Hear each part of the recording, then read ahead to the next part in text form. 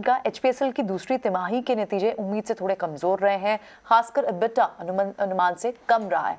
नतीजों पर बात करने के लिए हमारे साथ कंपनी के चेयरमैन और एमडी एमके सुराना बने हुए हैं। वेलकम टू ईटी नाउ स्वदेश मिस्टर सुराना, बहुत बहुत स्वागत है आपका। सबसे पहले आपसे जानना चाहेंगे कि इस तिमाही में कई सारी दिक्कतें आई हैं। अगर आप जीआरएम ट्रेंड्स में भी बात करें, वहां भी सिक्वेंचुअली थोड़ी गिरावट देखने को मिली है। आप क्या बता पाएंगे क्या क्या वजह थी, क्या what were the important reasons? Actually देखिए, Q2 की मेन हाईलाइट जो यदि देखें तो क्वार्टर ऑन क्वार्टर तो 7.2% मुनाफा बढ़ा है। जो एक्चुअल प्रॉफिट Q2 का था 1924 करोड़ था, जो कि पिछले Q2 के Q1 के मुकाबले देखें तो 7.2% ज्यादा है, क्योंकि पिछले क्वार्टर में 1795 करोड़ का मुनाफा हुआ था। जैसे आपने बताया कि जीआरएम $2.44 था इस क्वार्टर का, और फर्स्ट हाफ का $2.87 था। 2.87 फर्स्ट हाफ का इस ईयर, 2.87 कंपेयर टू $2.58 पिछले साल इसी फर्स्ट हाफ का। एक रीजन जो जीआरएम थोड़े कम थे उसका ये था कि हमें हमारी जो मुंबई रिफाइनरी है उसमें हमारा एक मुंबई रिफाइनरी एक्सपेंशन प्रोजेक्ट चल रहा है, जिसमें एक काफी कॉम्प्लेक्स सा रिवैम्प जॉब था, जिसमें करीब 6 यूनिट में रिवैम्प था, 2 नई यूनिट थी।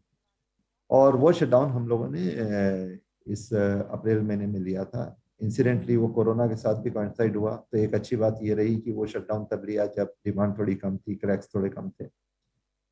लेकिन चूंकि कोरोना की वेव थोड़ी इंटेंस थी, इसके कारण थोड़ा सा स्पिल ओवर हुआ शटडाउन में, और इंडस्ट्रियल ऑक्सीजन के यूज पे भी थोड़ी कमी थी। हमने काफ़ी सारी नई टेक्निक्स भी यूज़ की उसके लिए। और वो शटडाउन होने के कारण ड्यूरिंग शटडाउन स्टार्टअप स्टेबलाइजेशन में फ्यूल एंड लॉस थोड़ा ज़्यादा होता है, और क्रूड प्राइसेस ज़्यादा होती है, तो वो जो फ्यूल एंड लॉस रहता है उसकी प्राइस भी ज़्यादा रहती है, जिसके कारण हमारे जीआरएम क्रैक्स अच्छे होने के बावजूद भी थोड़े कम रहे। लेकिन अब जब भी इस तरीके का प्रोजेक्ट्स करेंगे और उसके लिए शटडाउन लेंगे, तो ये चीज़ें कभी कभी जब भी कभी ना कभी तो होनी है। तो उस हिसाब से मुझे खुशी है कि हम ये जो शटडाउन है वो लेकर और इसका पूरा प्रोजेक्ट का जॉब कर पाए, और यूनिट्स अभी स्टार्ट भी हो गई हैं, और most of the units commission होकर स्टेबलाइज भी हो गई, और लास्ट ऑफ द यूनिट्स अभी स्टेबलाइज हो रही हैं।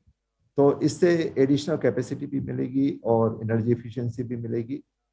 सो ये एक आप इस तरीके से देख सकते हैं कि फ्यूचर के लिए इन्वेस्टमेंट था जो हमने किया, और इसलिए इस क्वार्टर में थोड़ा इसका इम्पैक्ट जरूर आया, लेकिन आगे के लिए अच्छा है।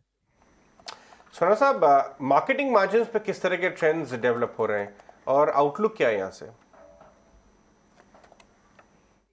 देखिए, कंपनी मार्केटिंग मार्जिन्स के बारे में तो स्टेटमेंट नहीं देती, ये कंपनी की प्रैक्टिस नहीं है। लेकिन पिछले दिनों क्रूड ऑयल की प्राइसेस ज़्यादा थी, प्रोडक्ट क्रैक्स भी थोड़े ज़्यादा रहे, एक्सचेंज रेट भी ऊपर थे। इसके कारण एंड पंप प्राइसेस में थोड़ी उछाल था, और जो डोमेस्टिक प्राइसेस रहती है वो इंटरनेशनल प्राइसेस को अलाइन करके चलती है। उसमें काफ़ी सारा कंपोनेंट टैक्सेशन का भी रहता है, तो उसके हिसाब से टैक्सेशन एक सरकार का विषय है, और भाव में जैसे ऊपर या उछाल या नीचे होता है, उसके हिसाब से पंप प्राइसेस निश्चित की जाती है एक फॉर्मूले के तहत।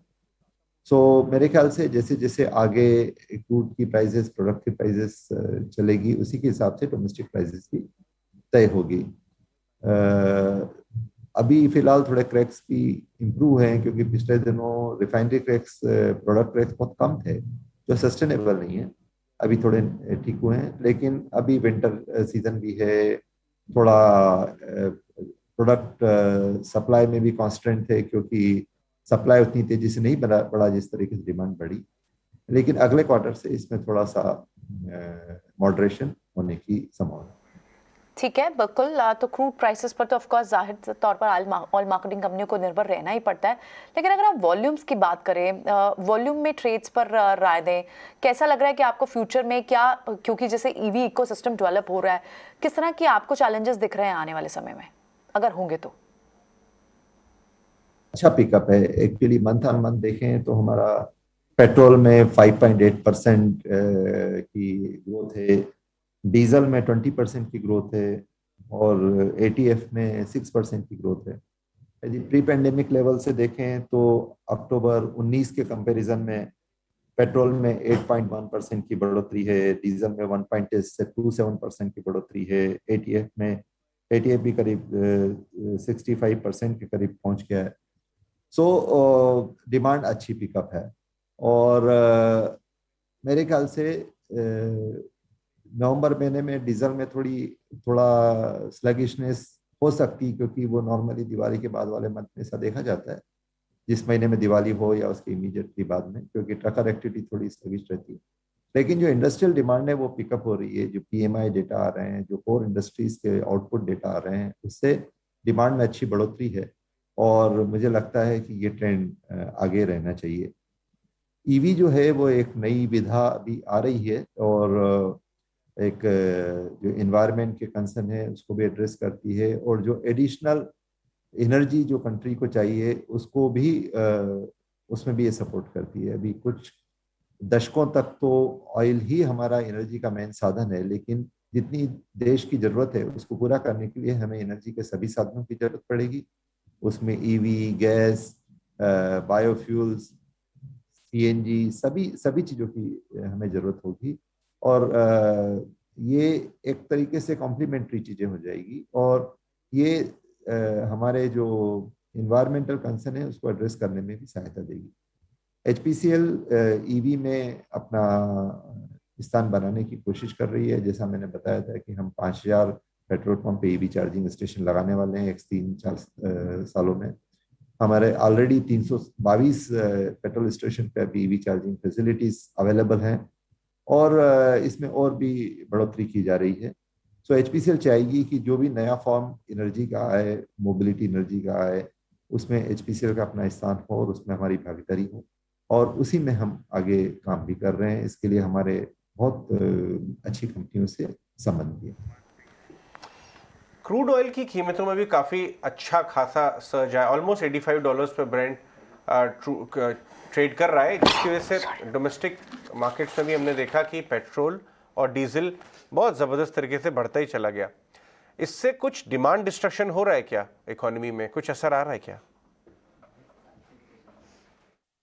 देखिए, अभी क्रूड की प्राइस कुछ $80 से $85 के बीच में चल रही है। मेरे ख्याल से इस क्वार्टर में तो इसी रेंज में ही होने की संभावना है, क्योंकि अभी विंटर स्टॉकिंग वगैरह भी होगा। यदि अगले क्वार्टर में शायद कुछ मॉडरेट होने का चांस है। इस क्वार्टर में जब तक कि अभी 4 नवंबर की ओपेक की एक और मीटिंग है, लेकिन अभी तो फिलहाल 400,000 बैरल्स पर मंथ के हिसाब से ही वो अपने उसमें बढ़ोतरी कर रहा है। तो डिमांड पिकअप ज़्यादा तेजी से है, सप्लाई पिकअप उतना नहीं है, तो इसके कारण अभी क्रूड प्राइसेस थोड़ी ज़्यादा होने की संभावना $80 से $85। लेकिन बहुत लॉन्ग टर्म तक ये भी सस्टेनेबल नहीं है, क्योंकि बहुत ज़्यादा क्रूड प्राइसेस से जो इकोनॉमिक रिकवरी है उसमें थोड़ा इनर्शिया रहने की संभावना है। इसमें इकोनॉमिक रिकवरी में स्लोनेस आएगी और आगे जाके ये crude oil as a commodity के लिए भी ठीक नहीं है, क्योंकि उससे ये परमानेंट डिमांड को डिस्टर्ब कर सकता है क्रूड ऑयल की।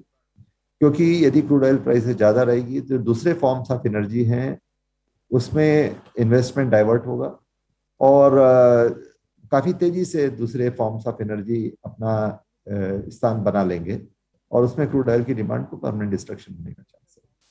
तो इसलिए क्रूड ऑयल की एक प्राइस दोनों सप्लायर और प्रोड्यूसर दोनों के लिए एक इम्पॉर्टेंट है, और इंडिया जैसी कंट्री के लिए तो prices in between $60 to $70 better है। $80 की प्राइसेस इंडिया जैसी कंट्री के लिए और किसी भी कंज्यूमर कंट्रीज के लिए ठीक नहीं है, और मेरे ख्याल से लॉन्ग रेंज में प्रोड्यूसिंग कंट्रीज के लिए भी। चलिए ठीक है, बिल्कुल। बहुत बहुत शुक्रिया मिस्टर सुराना, आज हमें समय देने के लिए और हमसे इन सारे मैटर्स पर बात करने के लिए बहुत बहुत शुक्रिया आपका।